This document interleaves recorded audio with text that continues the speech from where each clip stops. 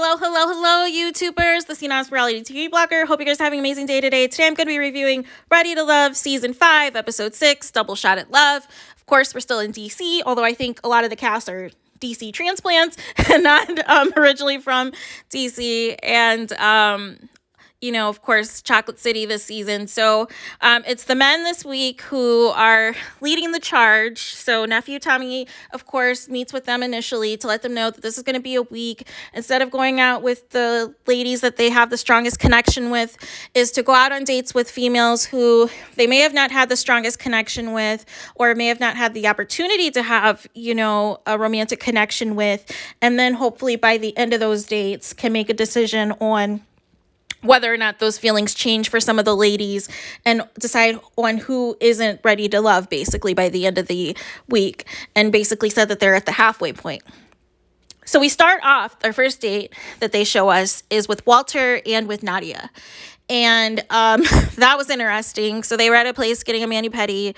And a huge red flag for me that was a little bit of a concern was basically Walter said that even though his wife had died a couple decades ago, that he basically reverted back to how he was when he was 19 years old and was being like a player and just hooking up and doing all this other stuff. And I thought Zadia would have saw that as a red flag and continue to do some more probing, because that's huge, because you want to find out why he is purposely sabotaging himself for 20 plus years now in the romance department, and if he's never fully healed from, the grief and everything else of losing his wife, that maybe Ready to Love is not the appropriate platform for him to be on, and he needs to be ready in therapy.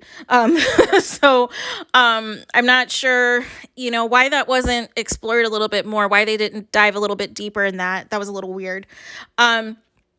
The next date they showed us is Sabrina and Sean. And if you'll remember, Sean was one of our bombshells that came in from last week's episode to kind of shake things up. And so his biggest deal breaker is, of course, he still wants to have children. And a lot of the women that he is meeting up with are either late 30s or mid 40s. And so, he asked Sabrina if she was still interested in potentially having more children. And so I believe she's 45, and she essentially said that she has an 8-year-old, but she's done with having kids. And so essentially, Sean's reaction, kind of made it seem like it was all or nothing. But then he kind of changed up by towards the end of the date and said that, what if I'm basically blocking this connection because of a child that I want, and there could be something really good there. Would this be something that I could do, without or whatever? So then he kind of softened back up towards Sabrina and, basically said he wanted to continue and pursue that connection a little bit further. Next, we have a date with Mr. Phil and Aisha. I just want to say I love Aisha so much. I love her New York energy. I hate the blonde wig, however, but everything else I love about her. I love her energy. I love what she brings to the show, and she's super authentic. And, of course, one of her deal breakers as well was, that came up with Sean was the having children. And so Aisha expressed that her and Phil actually talk on the phone a lot and have like a really good connection. However, she kind of never gave the reason why she was not wanting to have more kids. And so then she was able to open up to Phil and got, very emotional, upset, and started crying. But she was able to get out that essentially she's had not only a miscarriage in the past, but that two of her other pregnancies, was at risk of not going to term for her to actually deliver her kids. And so her concern is in the event, when she does find in love again and meets, potentially her next husband, that she doesn't want to be in a situation where she's pregnant again. And since she's high risk and has had a miscarriage before and was at risk of losing her other kids before, that she doesn't want to, be pregnant, and then the baby that she and her future husband create is not able to make it upon this earth. And I totally empathize, that is something definitely that, would obviously scare somebody and, make them a little bit hesitant to just, be gung-ho, right, and having kids and things of that nature after having something like that happen to them. So that was really, something that you could tell it was weighing on Aisha. But I think once she kind of just got it out there, it kind of then, broke the ice a little bit further. And I think her and Phil are cute, but I know Phil's primary connection is with Shiloh. But it was nice to see them out as well. Our next date, oh my gosh, is Miss Camille, and Mr. Bilal. And so this date was just a hot mess express. Like, I just don't understand. Like, Camille unfortunately has no poker face, but my issue is that you can still be friendly, you can still be cordial, even if you're not romantically interested in somebody.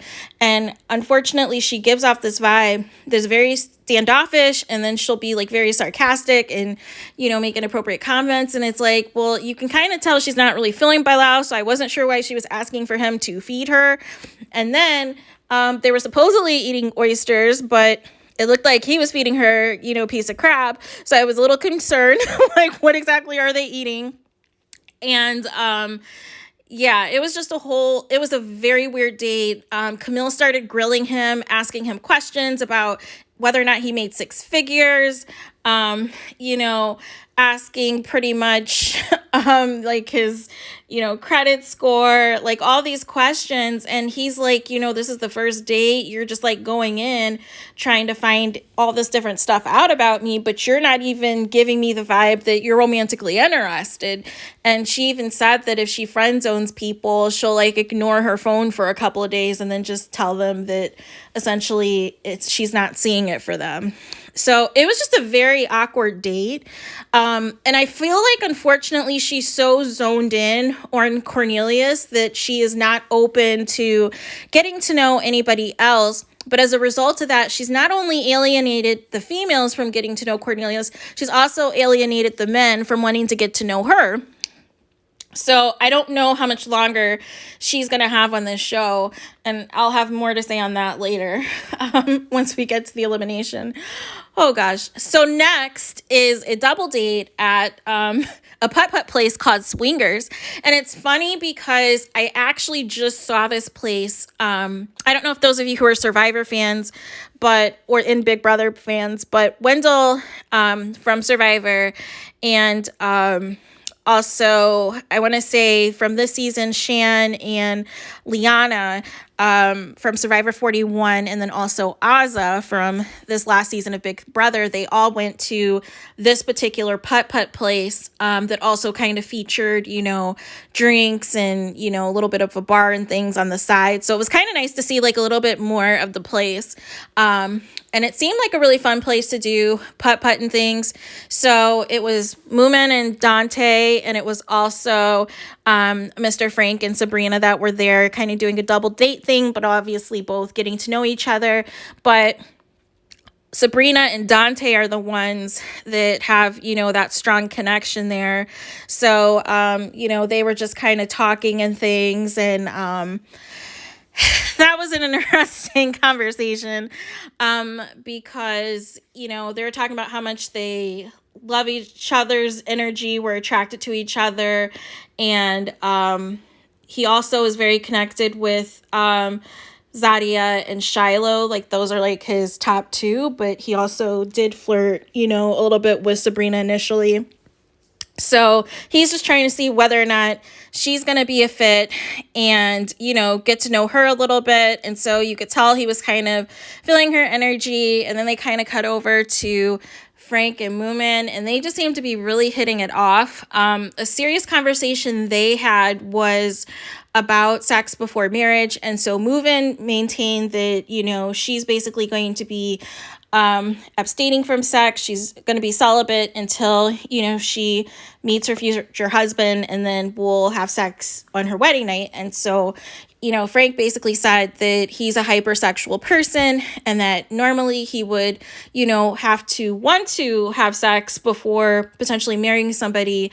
but also once he saw how strong the Moomin was in her faith and that she wasn't budging on that particular topic, and that was she was going to stick true to herself and stick true to her beliefs, I think, it made Frank kind of like and appreciate her even more. So hopefully we'll see more of that connection or what comes of that or not.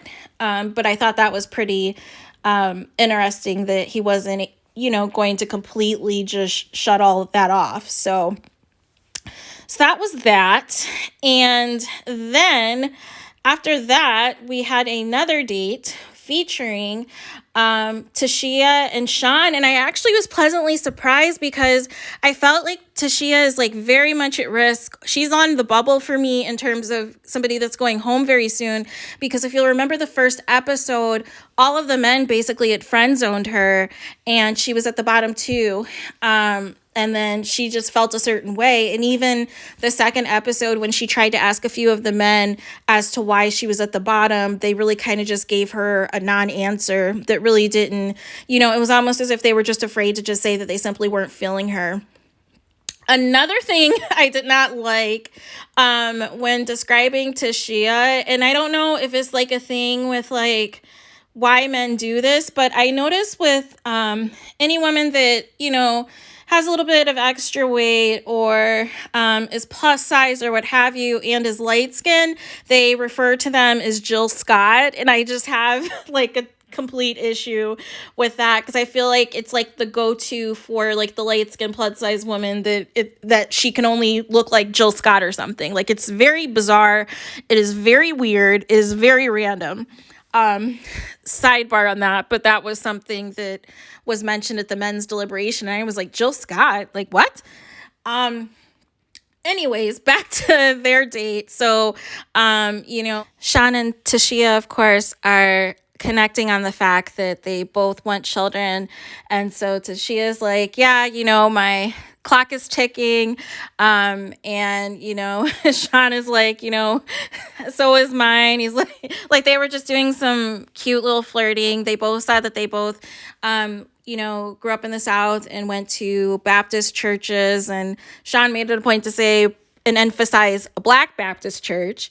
And, Tashia, she was just kind of doubling down on wanting kids. But I liked the date for her because I felt we got to finally see her personality and we got to see her bubbly side, her fun side. So I felt that was good for her. So potentially this connection with Sean could go somewhere. I'm not sure. And I'm not sure if this is her only connection at this point. Since I previously stated, it seemed like pretty much all the men had friend zoned her prior. So after that, our next date we have is with Mr. Cornelius and Miss Courtney. And if you remember at the beginning of the show, it seemed like Courtney and Kamil were basically Cornelius's top two.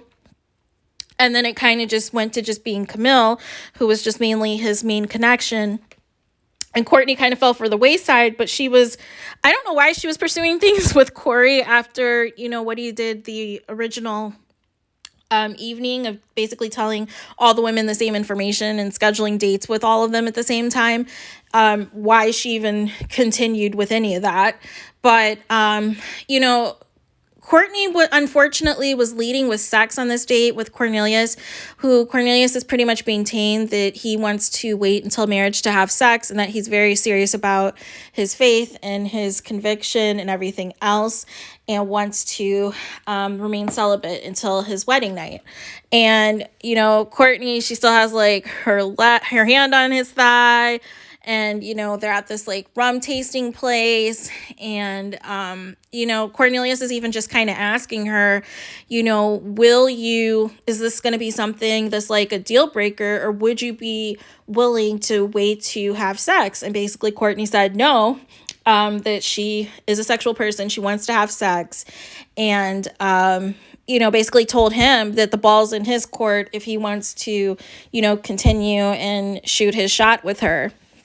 So I felt as though, Unfortunately, I felt Courtney should not have led with sex because I feel like sometimes that could come off as masculine to the men, and they'll just see you as the homie. They'll see you as potentially as a friends with benefits type of situation, but they're not going to take you seriously in terms of somebody that they want to actually date and be in a romantic relationship with. And I feel like, unfortunately, that date did not go well for Courtney at all. And I felt that, we really don't know much about her in the 6 episodes thus far. She talks about being a boss, but we don't exactly know what she does for a living. We don't know anything about her, like what she likes to do, what she's about, because everything's just kind of been about sex. It's kind of just been leading about sex on all the dates that she's been on, or very suggestive or innuendos about sex. Like it somehow surrounded itself and centered around being some type of sexual, connotation. So that was the last date we saw. There was no Shiloh in this episode, which I found to be a little interesting. And, basically we wrap back up the end of the week with the men. Nephew Tommy is asking all of the men what they felt about their connections, so Sean is, of course, talking about his date with Sabrina and, how he still wants to have kids and things of that nature. So that's going to be something that's going to be a continued deal breaker. Then Bilal mentions that he had a wild date with Kamil, of how she just does not seem approachable. She seems closed off, and she's pretty much all in with Cornelius, and it's Cornelius or bust. So, it's just wild. And then, of course, Dante said that Sabrina moved up his list. And then Walter kind of felt a certain kind of way because he's like, this is my number one. But then he tried to play it off like it wasn't a big deal or whatever. And so then Cornelius, of course, said that he was kind of turned off with Courtney, and basically leading with sex and not wanting to abstain. Phil, of course, talked about how he was able to be vulnerable and open up with Aisha on his date. So he really felt, a stronger connection. Frank said that he has, a connection with Moomin and really respected the fact that, she's really strong in her faith and everything else. It was interesting. Bilal felt a kind of way that a lot of the men were also interested in Zadia. So I don't know if that's intimidating him or what he's going to do about that. So more to come on that. Also, Sydney wasn't in this episode as well. So I'm wondering if she'll be featured in next week's episode, because honestly, outside of her knowing Frank, we really don't know whether or not she did in fact have a connection with anyone else. So more to come on that, I'm guessing. And, basically everybody just deliberated. One person, I think a couple of people didn't like Tashia because they said that they felt she was friend vibes. A lot of people were down on Courtney and felt as though she was too much all in with Corey, and then, or just felt that she was dismissive of them. So she was one of the people in the bottom. And then a lot of the men expressed the red flags that they felt for Kamil, that essentially they felt as though she was very possessive of Cornelius. She kind of alienated herself from the other men by some of the facial expressions she gives, basically showing her disinterest in them, seeming closed off in her body language, and just not wanting to have a real conversation with them at all. And it just kind of gives them, it rubs them the wrong way. And how, Sean literally came into, the beach club party, pool party, barbecue, cookout. And, when he sat down immediately, Kamil kind of gave him the stank face. Like she was not trying to see it for him. And so I thought when Cornelius, received all of this, that he thought, wow, this is very concerning. This could potentially mess up future connections because of how Kamil is being. And I would have thought that would have bought him a clue that maybe this is not a good look that all these men are saying these things. So they then say that there are 9 females left and 7 men left. So I'm thinking, why not whoever the bottom two is, just eliminate them both so that it's even, like whoever it is. And so, of course, we come back from commercial and our bottom two is Miss Courtney and Miss Kamil. I don't know why the producers decided that the men to be the one to tell them whether or not they were ready to love still and continue in the process. They decided to choose Walter and Dante, who nobody can tell apart at this point because they're both light-skinned, bald, have beards, and it's just too much. It's too much. I'm like, it's 6 episodes in, and I was already getting confused. I'm like, wait a minute, that's Walter, right? Or wait, no, that's Dante. So Walter was with Miss Courtney, and, they were having a conversation or whatever, and, he essentially told Courtney that he felt on the double date that they had with Camille and Cornelius, that pretty much he was the odd man out and was friend zone. And, it was basically Camille and Courtney who were battling for Cornelius's affection. And then we cut over to Dante and Miss Camille, and, they're having like a really awkward conversation to where she's like, well, we need to chop because I have to go to class at 7.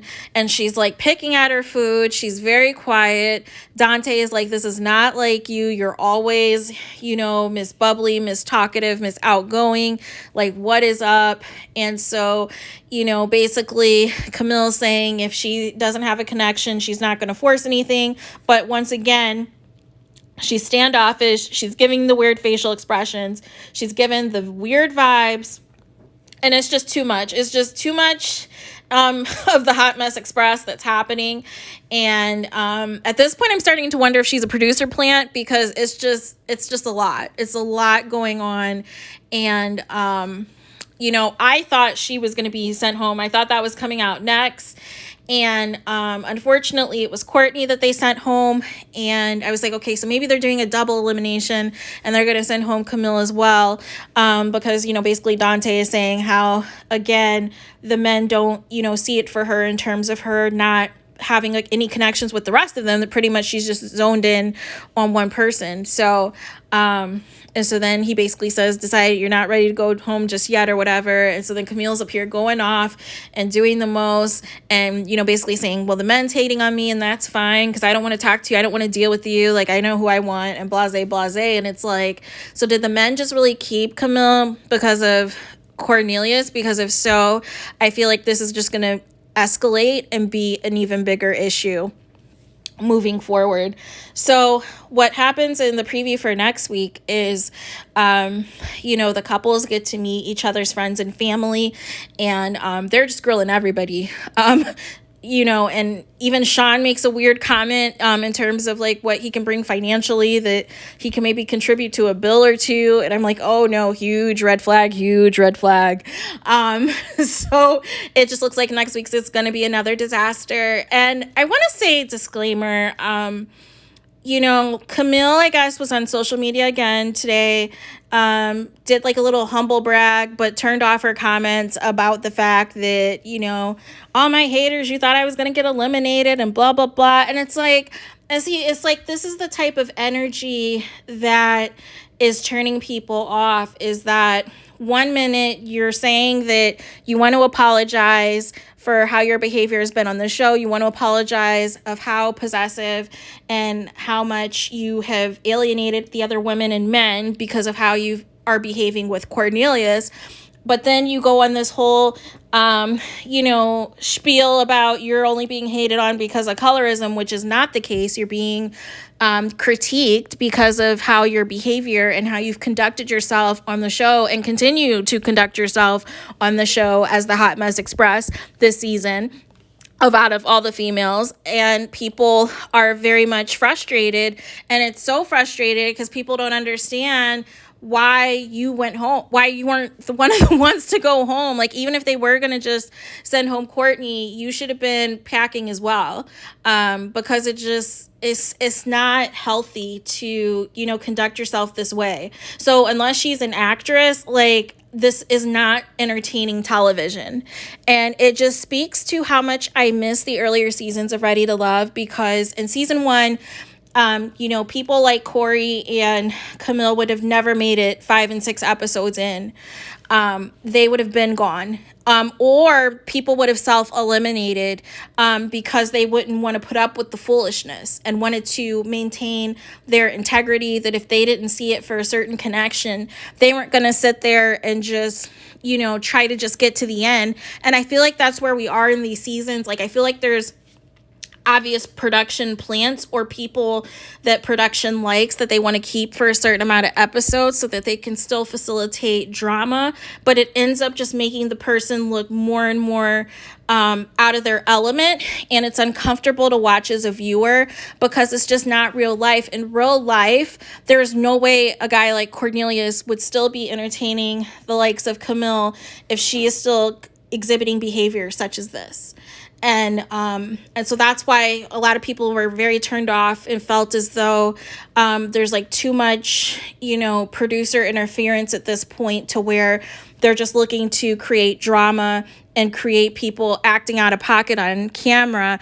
And it doesn't even seem like at this point that, there is a romantic connection there. And I'm just surprised that Cornelius just doubled down and, making sure that Kamil was safe. And everything looks like it's about to break loose next week around family and friends again, because she's still back at it with, the dirty looks, the uncomfortable body language, and she has no poker face, and she has no discernment to just keep it professional and keep it cordial. So not looking forward to whatever happens next week. I'm not.